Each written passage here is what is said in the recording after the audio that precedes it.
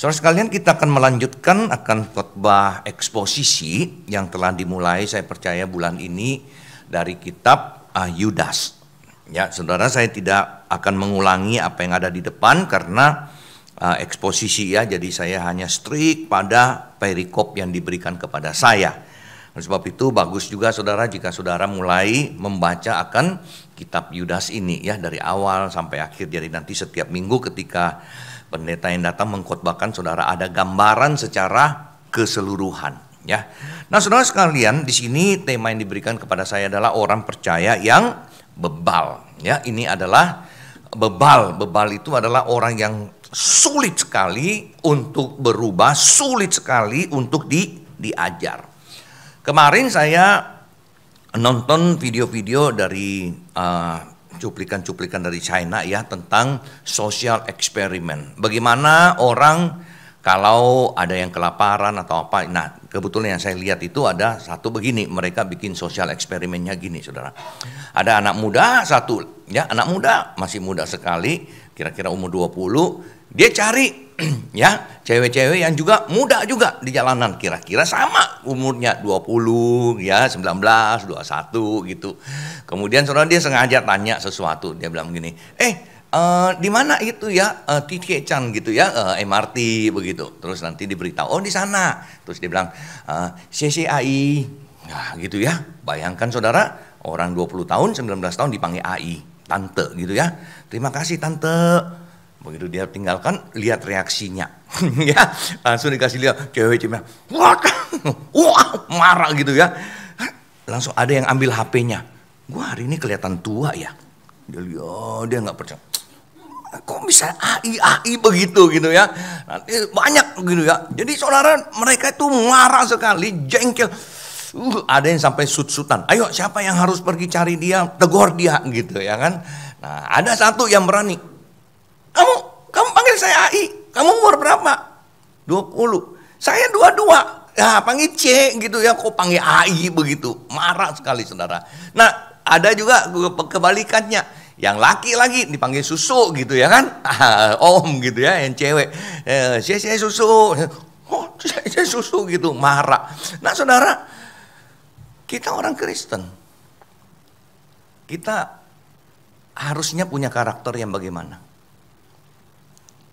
Bagaimana kehidupan kita? Ya.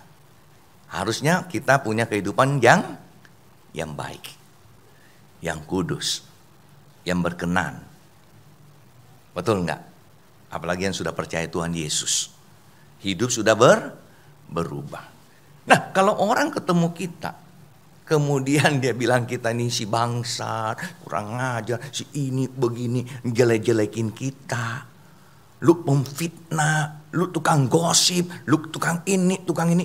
Marah enggak kira-kira kita, saudara? Bisa marah kita. Ya. Kita bilang, kita orang Kristen penuh kasih.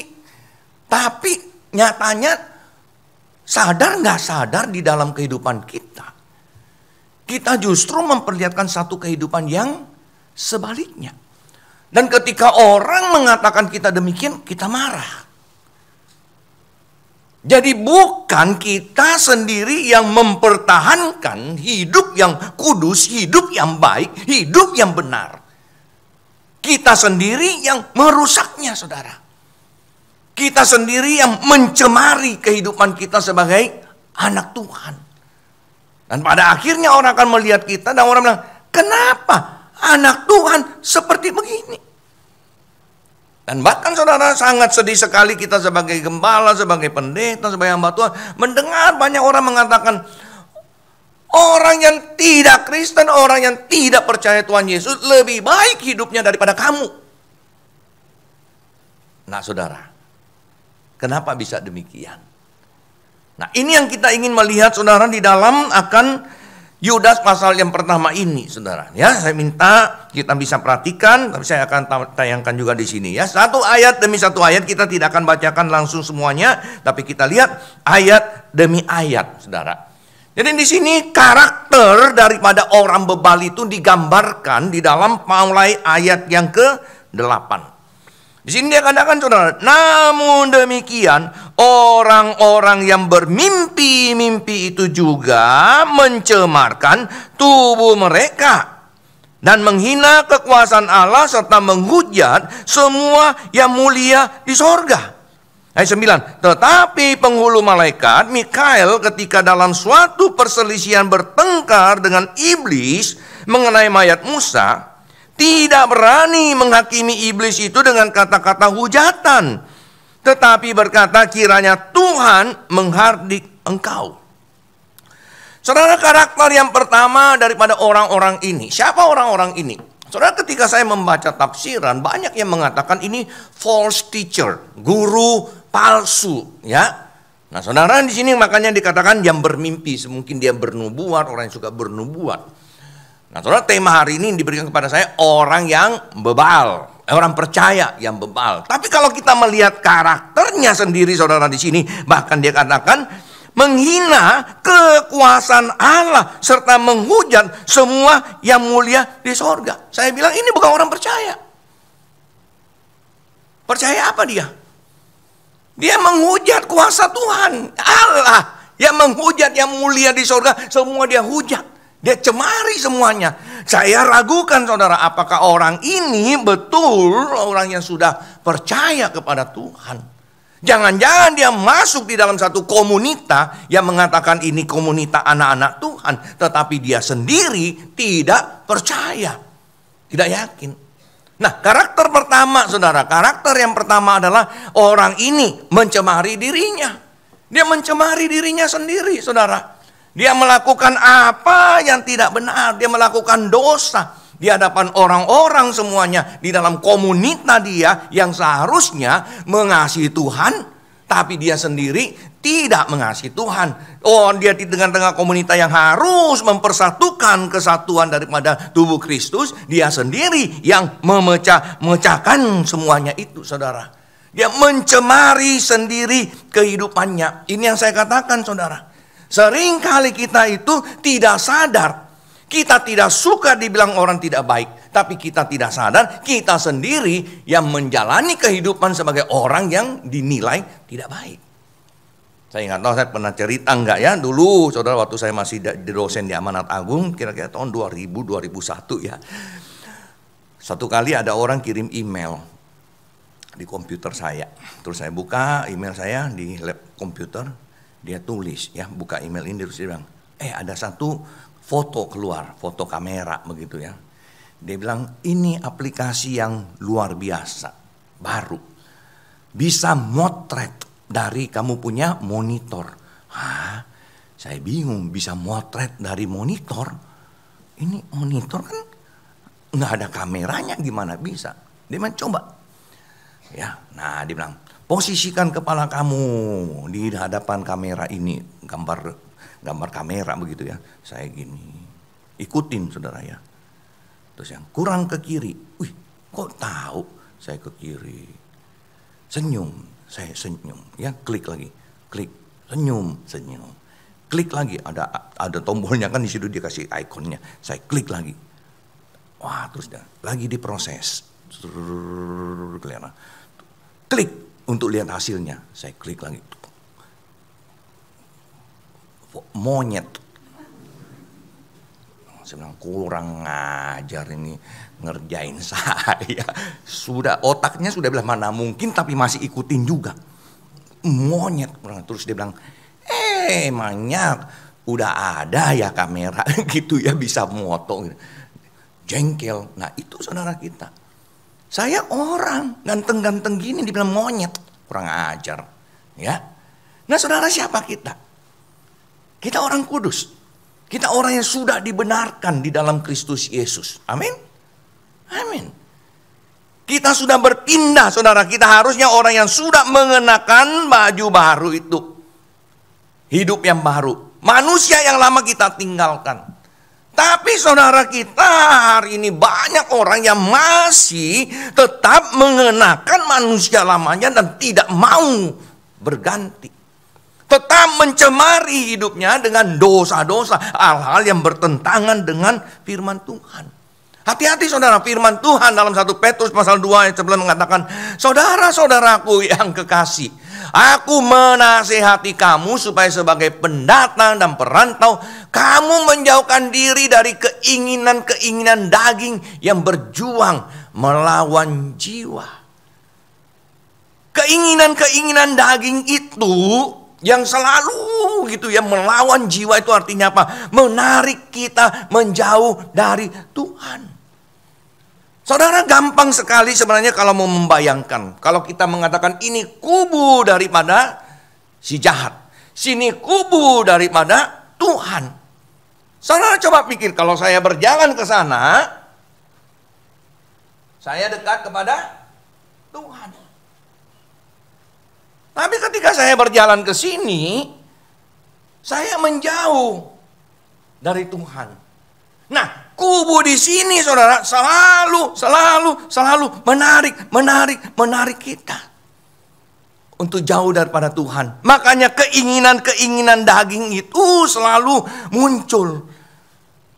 Mau apa ya? Yang menyenangkan hati diri kita, diri kita. Saudara, saya kadang-kadang dalam hidup ini ya, saya lihat apa ya keinginan daging atau apa. Contoh, tapi ini sih kayaknya bukan betul-betul bilang ini dosa lah, enggak ya lah. Ada yang pergi nonton Westlife? Nah, ini orang musik soalnya ya. Nah, enggak kedagingan gitu, enggak.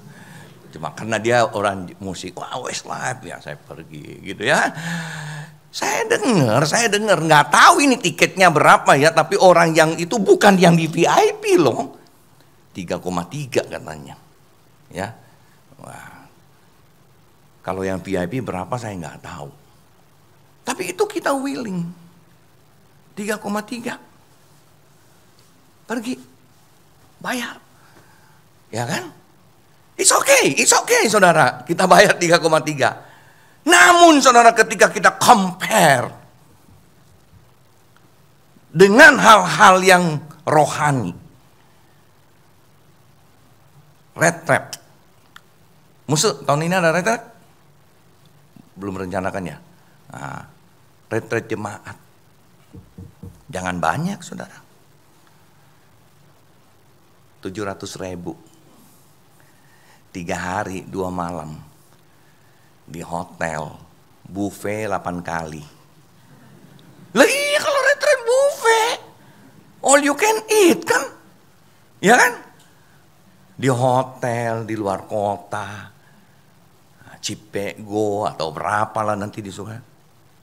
Pergi enggak saudara? Ayo. Nomor 1 biasanya kita tanya kalau ada pengumuman retret, biasanya apa yang ditanya nomor 1? Ayo ngaku. Subsidi berapa? Betul enggak? Saudara nonton Westlife minta subsidi enggak? Subsidi laukong aja ya, laukong suami. Enggak saudara. Nah ini saudara yang saya bilang, realita yang hari-hari kita hadapi. Untuk ini kita willing 3 juta 3 jam. Sampai hujan-hujanan. Pakai hujan-hujanan tetap di situ. Saudara ya. Saya mau tes hari ini saudara di sini, tapi sayang ini KU1 sih ya, masih ada KU2 ya. Kalau enggak saya mau khotbah 2 jam saudara. Saya lihat saudara tahan berapa lama. Lagi musuh. Atau gila udah berapa jam. Ya kan? Nah saudara sekalian, ini seringkali terjadi di dalam kehidupan kita. Sadar tidak sadar, kita lebih prefer yang sini saudara. Yang hal yang tidak berhubungan dengan rohani.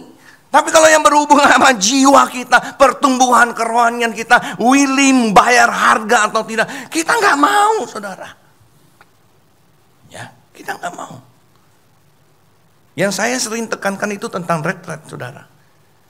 Saya sangat terkesan saudara waktu saya di Sydney.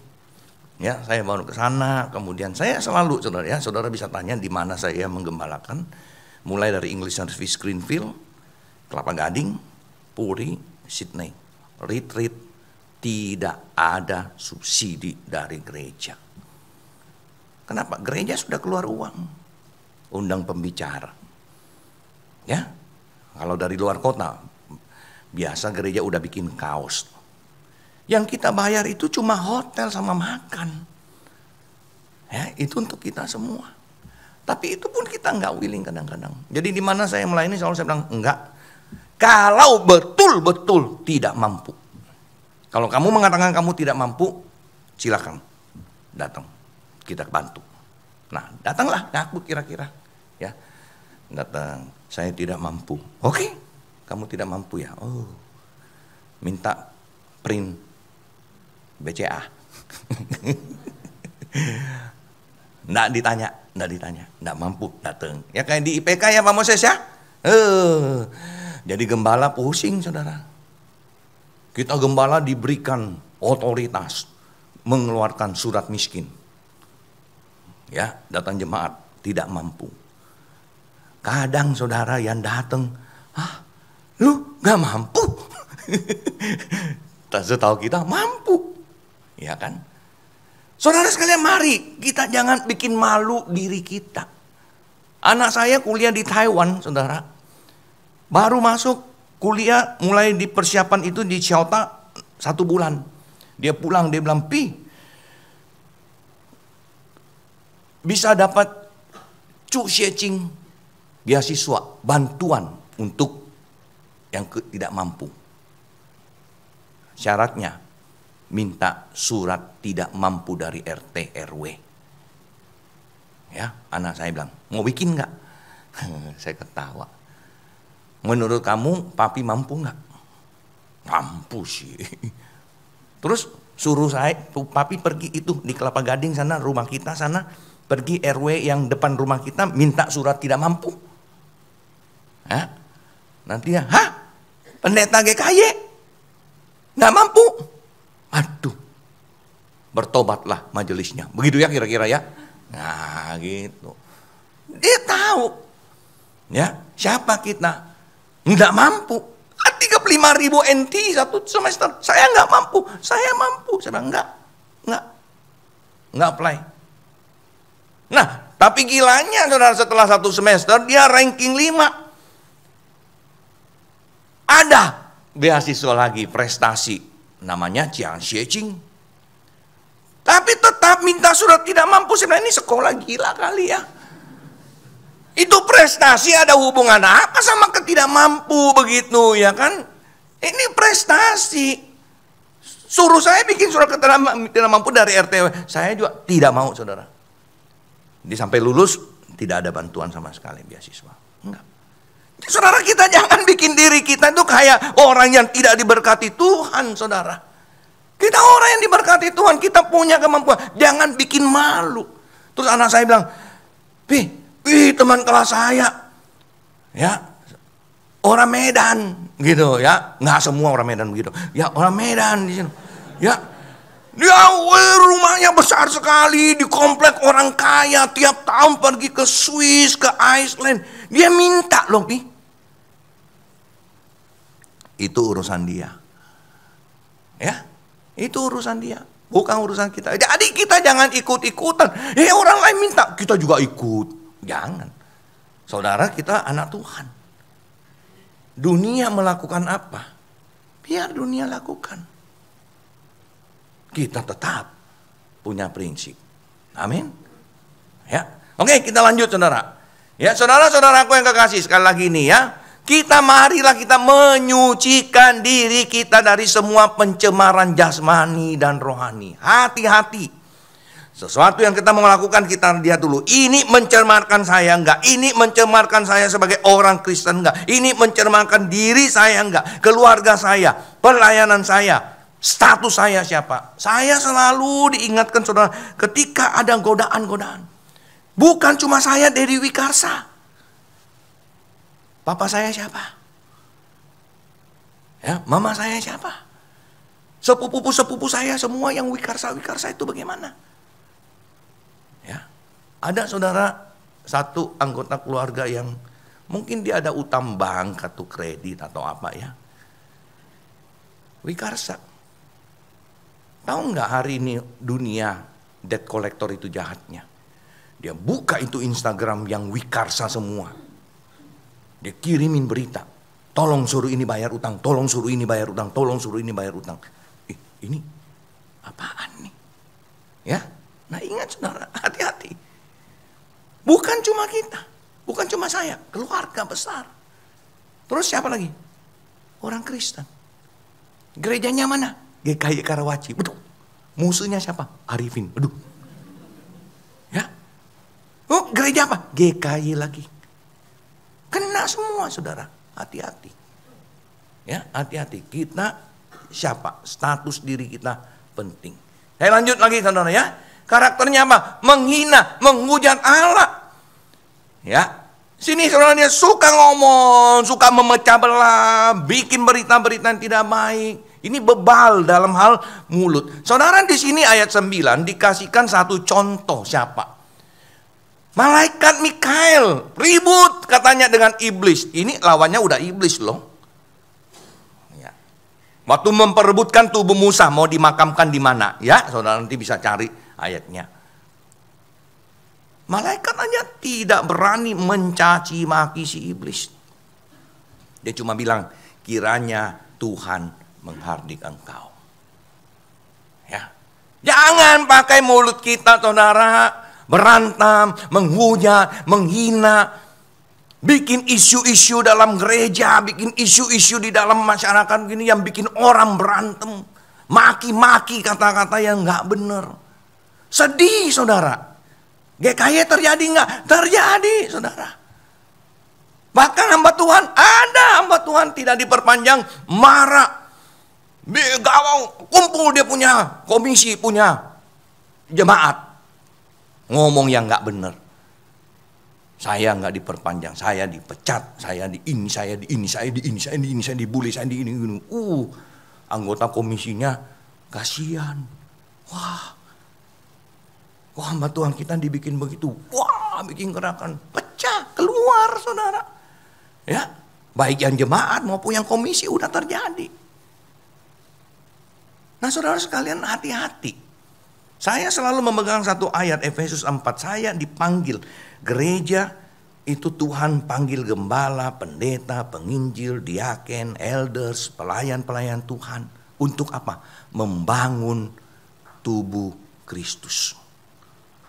Tapi jika yang terjadi sekarang sudah mulai memecah belah, menghancurkan tubuh Kristus. Kalau saya ada di dalamnya, saudara, saya mundur. Saya pergi. Nggak usah ribut. Kamu mau bilang saya apa? Terserah. Saudara Salomo minta apa dari Tuhan? Ketika Tuhan bilang, kamu mau apa? Saya kasih semua. Dia minta hikmat. Betul nggak? Ujian yang pertama untuk hikmat dia itu apa? Ayo. Dua ibu memperebutkan anak. Ini anak saya, ini anak saya. Anak siapa nih yang begitu kalau begitu? Betul nggak? Akhirnya udah. Dua hari udah potong setengah. Satu orang setengah. Begitu kan? Mama yang sungguh bilang apa? Oh, jangan. Kasih dia. Nggak apa-apa, kasih dia. Ya mama bukan yang sungguh. Nggak, ya potong. Dua. Potong aja dua. Lihat. Ya, yang ngalah belum tentu salah. Yang ngalah justru mengasihi. Ya. Mau memecah belah gereja, itu orang gak mengasihi Tuhan. Pecahin, gak apa-apa. Pecahin, ribut, berantem, gak apa-apa. Ini bahaya, saudara. Saudara harus bisa membedakan. Justru yang mempertahankan itu. Oke. Ngalah, gak apa-apa. Ngalah bukan berarti kalah. Yang ibu ini waktu dia ngalah, nah ketahuan lu gak mau anaknya dibagi dua, berarti lu bukan mama sungguh. Salomo langsung tahu, inilah mama yang sungguh. Ya, mana mau di anaknya dipotong. Betul nggak, saudara? Hati-hati. Ya, jadi di sini malaikat aja, iblis aja dia nggak berani hujat. Saudara sekalian, kita lihat, janganlah mereka memfitnah, jangan mereka bertengkar, hendaklah mereka selalu ramah, bersikap lemah lembut terhadap semua orang. Ini yang Tuhan inginkan, saudara, dari kita. Jangan sedikit, wah sedikit, wah sedikit, ya, kritik, nggak senang, ya, di gereja. Saya bingung loh kalau di gereja, saudara. Paduan suara itu yang saya paling kasihan itu paduan suara apa kira-kira? Pemuda, santus, kasihan, ya, nyanyinya jelek dikit, langsung diomongin. Kalau anak sekolah minggu paling aman, ya, sambil nyanyi sambil jalan-jalan begini juga lari-lari, tambah lucu, lucu ketawa gitu, ya. Kaleb juga nggak apa-apa, kita mengerti laule gitu ya, gitu. Aku mengasihi Tuhan, iya nggak apa-apa. Pemimpin paduan suara juga pusing, aduh ini ama ini gimana ya, suaranya jelek. Tapi mau disuruh berhenti dosa. Aduh gimana. Makanya kalau di gereja katanya ya, kalau kita bikin perencanaan pelayanan apa itu, ada kita namakan PUK ya. Pengajuan usulan kegiatan. Komisi Kaleb punya katanya nggak pernah ditolak sama majelis. Ya, dia mau bikin apa? Wah nanti pergi makan-makan, pergi ini, nggak boleh ditolak. Kenapa? Dosa lu katanya. Ini bener cempe, tolak dosa katanya. Aduh, yang susah pemuda nggak dikasih. Aduh, langsung pemuda pengen jadi tua gitu ya. Lebih baik jadi komisi Kaleb katanya gitu ya. Nah saudara sekalian, kita lanjut lagi. Mazmur 105 ini mah, jangan mengusik orang-orang yang kuurapi. Hati-hati, jangan berbuat jahat kepada nabi-nabiku, saudara. Ya, saudara, Saul mau bunuh Daud. Kejar dia. Daud lari sana, lari sini, gunung sana, gunung sini. Lari setengah mati sampai sembunyi di goa. Gelap sekali. Saul tiba-tiba mules gitu ya. Masuk ke dalam goa di mana Daud bersembunyi. Daud, ini orang. Tinggal gua ketok nih. Mati. Berani nggak Daud? Enggak. Ini orang yang Tuhan pernah urapi. Sekarang dia jahat pun saya nggak berani. Ini, ya. Nah saudara, lihat, serahkan kepada Tuhan. Serahkan pada Tuhan. Saudara, saya bukan mau nakut-nakutin, tapi ya nakut-nakutin juga lah, nggak apa-apa ya. Nah, saya banyak melihat saudara, orang yang jahat itu yang maki-maki hamba Tuhan, maki-maki ini. Tuannya, lihat aja, ya. Jangan banyak lah ya. Itu biasa suka muncul berita lagi ya. Yang dulu maki-maki Ahok, udah berapa yang mati katanya? Udah 7 ya, 8 ya yang mati ya. Yang barusan itu yang Medan 1 lagi mati ya. Nah itu ya. Dosa lu. Tuhan bekerja. Nanti lihat. Ada yang saya yang tahu persis. Dulu kaya sekali saudara. Kaya sekali. Orang kaya sekali itu paling bahaya di gereja. Kalau hatinya tidak punya Tuhan. Benar. Dia rasa dia raja. Saya ada kenal seorang yang bergereja, satu gereja di Kalamangganing dengan si jenderal yang membunuh itu. Dia bilang apa? Dulu gereja, tapi waktu dia jadi jenderal udah nggak pernah ke gereja. Udah berasa jadi Tuhan. Ya hati-hati saudara. Orang kaya, berasa jadi Tuhan di gereja. Maunya dia yang harus dituruti. Ngomong ini, maki-maki pendeta, doain pendeta. Ini hamba setan. Ya. Sekarang saudara saya tahu dia tinggal di satu apartemen yang low class. Apartemen yang murah. Itu pun gak sanggup bayar uang bulanannya. Ya kan? Hati-hati saudara, hati-hati. Dia urusan dia dengan Tuhan lah. Kita serahkan. Dia pendeta, dia jahat, udah serahkan ke Tuhan aja gitu ya. Tuhan, hambamu ini, nah nakal, tolong disiplin dia. Jangan kita begini, pergi sana bikin merusak. Itu kita merusak siapa saudara? Kita ngomongin pendeta, kita ngomongin majelis, kita ngomongin pengurus. Kita sedang mencemarkan kekristenan. Kita sedang mencemarkan kekristenan. Kita sedang menghancurkan diri kita sendiri, saudara. Saya lanjut, ya. Banyak yang mau ngomong ini, aduh, soalnya ada KU2 nih soalnya, ya. Kalau enggak bisa ngomong terus ini saya, ya. Ayat 10, saudara, akan tetapi mereka menghujat segala sesuatu yang tidak mereka ketahui. Nah, ini saudara, bahayanya justru bikin gosip, bikin ini yang mereka tidak tahu. Kata orang, semuanya kata orang. Ya kan? Kita nggak tahu realita yang sesungguhnya itu apa. Saudara, hari ini orang tanya saya tentang suami istri. Ya, kita nggak usah ngomong namanya. Yang bercerai. Ya, tadi sudah ngomong namanya sih ya. Pro siapa? Iya, temannya laki, pro laki, temannya perempuannya pro perempuan, betul kan? Sepupu saya satu rumah saudara, ya, Cece sama Meme dua, satu pro laki, satu pro perempuan, berantem di meja makan. Aduh, kebetulan itu hari saya makan sama mereka kan di rumahnya. Nah, ini Dedi kenal si Ilum. Nah, menurut kamu siapa yang salah? Saya nggak tahu.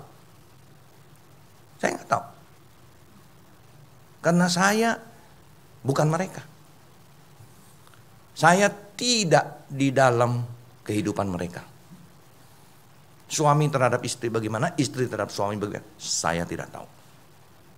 Ya, saudara, karena itu masalah kompleks. Benar, kita sebagai gembala pun ya datang nih. Istri lapor, musuh suami saya selingkuh.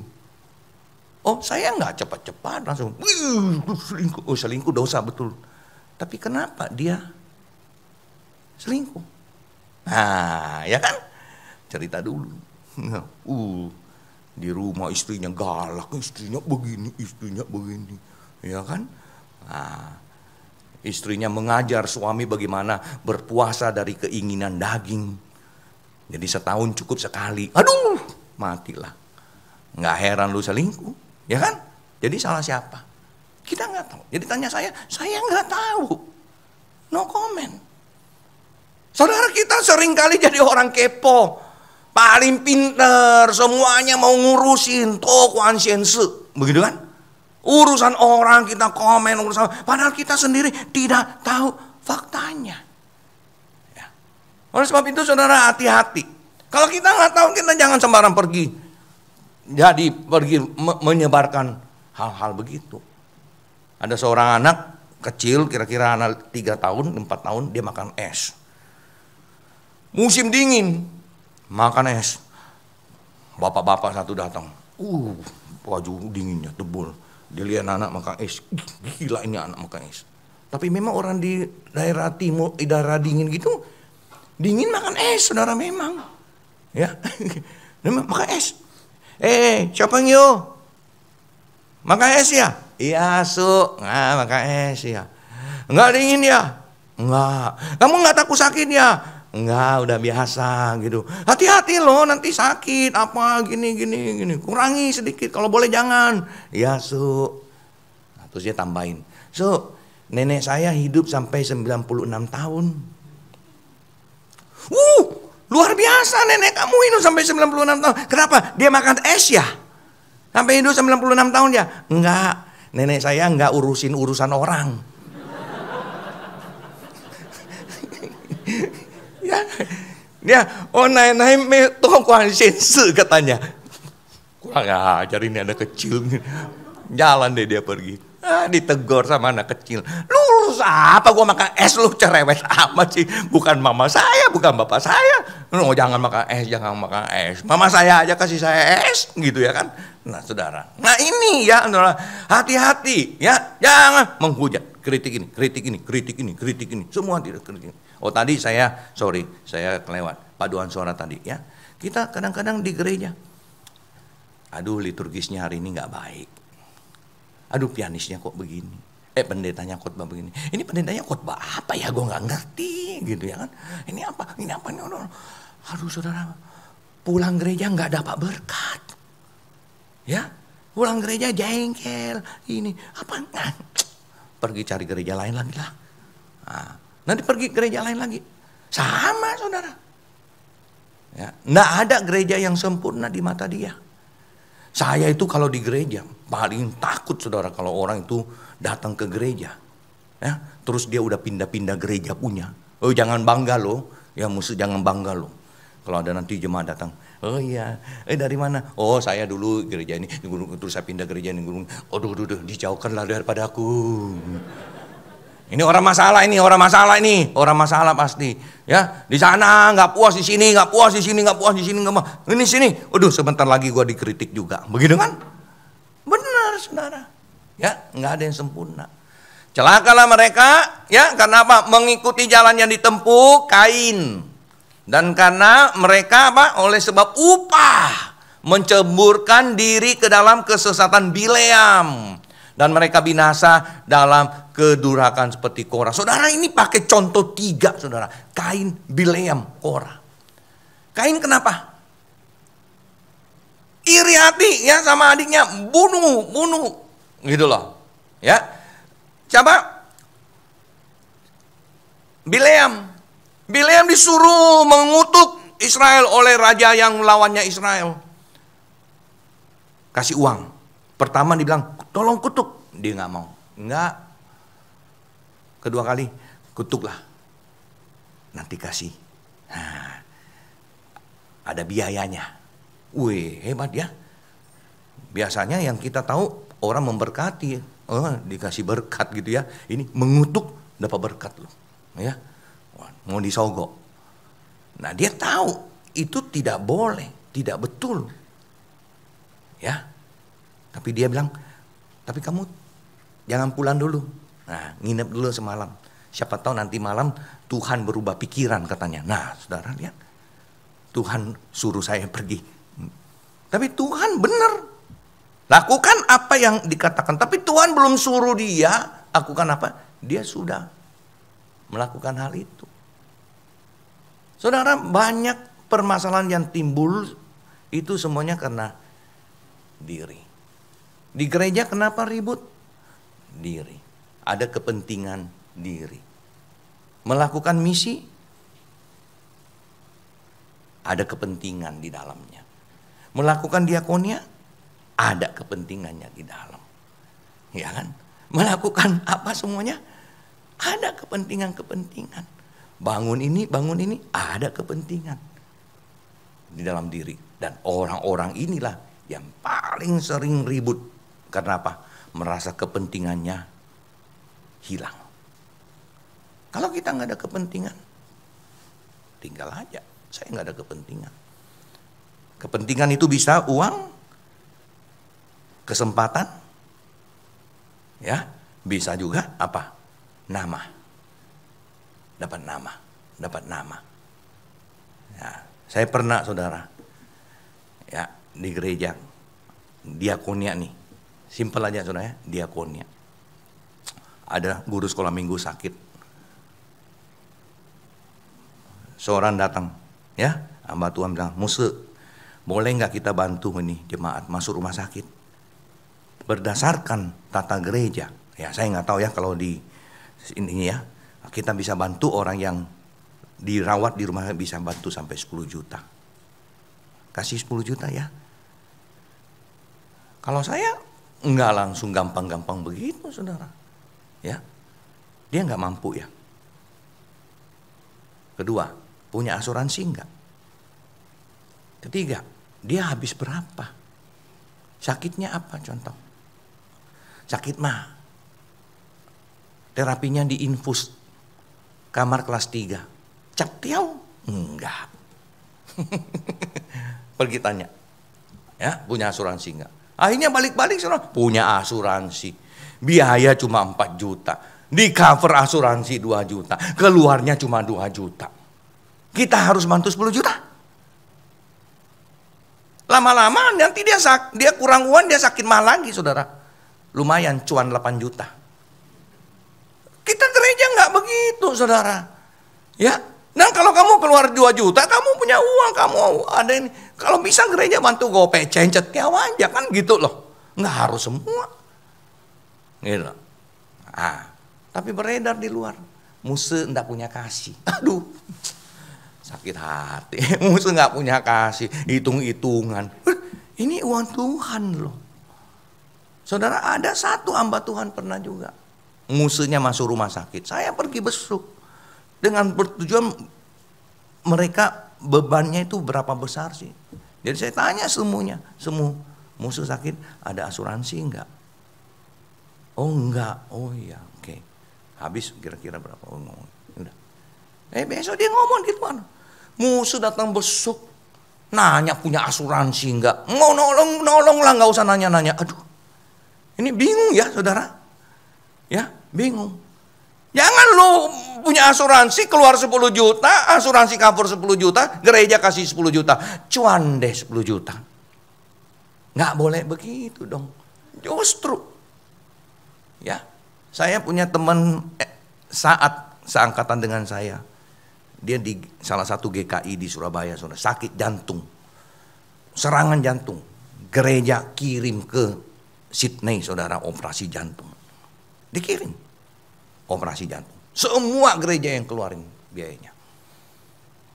Saudara tahu? Waktu teman-teman gereja dia yang di Bandung mau bantu, dia kasih rekening gereja. Ini orang yang benar, saudara. Dia bilang, sorry, ya ini gereja udah cover semua biaya saya. Saya nggak boleh terima apapun. Kasih nomor rekening gereja. Tolong belah bantu gereja. Ya. Nah saudara, ini mental yang benar. Ya, bukan kita udah dibantu sini, wah ada bantuan lagi dari orang. Nggak benar, saudara. Ya, akhirnya cuan gitu ya kan. Oke, saya harus cepat nih saudara ya. No value at all. Orang-orang seperti begini saudara, orang ini pikir dia penting, dia hebat, dia jago. Tapi di mata Tuhan saudara, orang ini yang mementingkan diri sendiri bukan Tuhan. Dia kasih contoh sebagai apa? Awan, nggak ada airnya. Ditiup, pergi. Gitu ya. Nah, apalagi pohon, nggak ada buahnya. Ya, ombak yang besar, kelihatan besar, tapi udah pecah di pinggir di laut. Sampai pantai, udah nggak ada buihnya, udah nggak ada apa-apanya. Ya di sini semuanya katakan, semua ini akhirnya apa? Di dalam kegelapan ditempatkan, ya di dalam kekelaman. Orang ini useless di mata Tuhan. Tapi seringkali dia merasa dia itu paling hebat. Ya, nah ini, saudara ya, juga diberikan contoh, dinubuatkan orang-orang yang begini akan menerima hukuman daripada Tuhan. Tunggu waktunya. Mungkin tidak langsung. Ya, tapi Tuhan tidak buta. Pepatah bahasa Mandarin apa maksud? Ren zai zuo, tian zai kan. Ya. Manusia sedang melakukan, Tuhan sedang melihat. Hati-hati saudara. Ini kesimpulannya. Menggerutu, ya, mengeluh.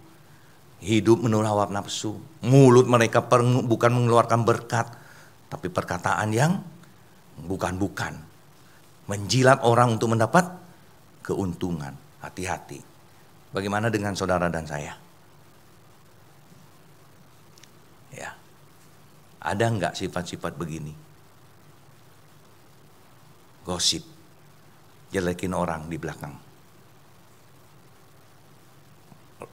Diskusi, ribut, bertengkar demi uang. Ya, ada seorang pernah jadi pengurus di sebuah yayasan. Rapat cuma 1 kali. Rapat berikut nggak pernah muncul. Ditanya, kenapa Pak nggak pernah datang rapat lagi? Waktu saya usul saya nggak diterima. Ya untuk apa saya rapat? Waduh, saudara. Coba bayangkan. Harus dia punya yang diterima. Ya. Bahaya saudara. Karena apa itu, saudara? Bertobatlah. Ya, semoga tidak ada orang bebal di sini, saudara ya. Ya, semuanya orang yang punya hikmat yang daripada Tuhan. Kisah 3 saya bacakan. Karena itu sadarlah, bertobatlah supaya dosamu dihapuskan, agar Tuhan mendatangkan waktu kelegaan dan mengutus Yesus yang dari semula diuntukkan bagimu sebagai Kristus. Kalau kita punya Yesus sebagai Kristus, Dia yang mengontrol hidup kita. Ya, juru selamat kita, mengubah hidup kita menjadi orang percaya yang mengasihi Tuhan, bukan yang bebal. Amin. Kita berdoa.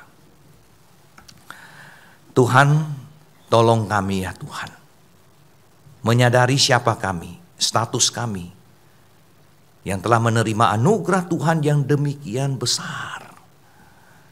Tuhan, terima kasih.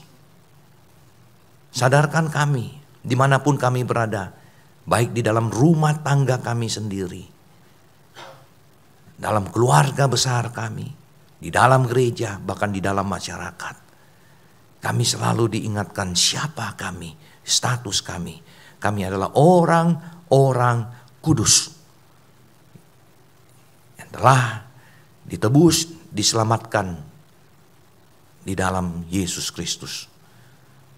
Jangan biarkan kami menjadi alat daripada si iblis untuk memecah belah, untuk memberitakan hal-hal kebohongan yang tidak benar, yang kami sendiri tidak tahu dengan pasti. Tuhan, tolong kami. Hati kami hanyalah untuk Kristus yang bertahta. Kami tidak memberikan ruang kepada si iblis untuk menghancurkan hidup kami sendiri, keluarga kami, dan rumah Tuhan. Terpuji namamu, dalam nama Tuhan Yesus Kristus, penebus juru selamat kami. Kami berdoa. Amin.